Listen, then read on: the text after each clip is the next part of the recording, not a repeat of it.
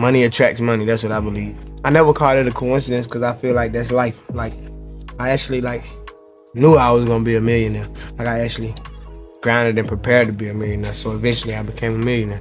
Like you said, law of attraction is about speaking things into existence. You gotta understand that your thoughts are not just these whimsical things that have no weight and carry no weight in the universe. Your thoughts are things. Your thoughts are they hold weight.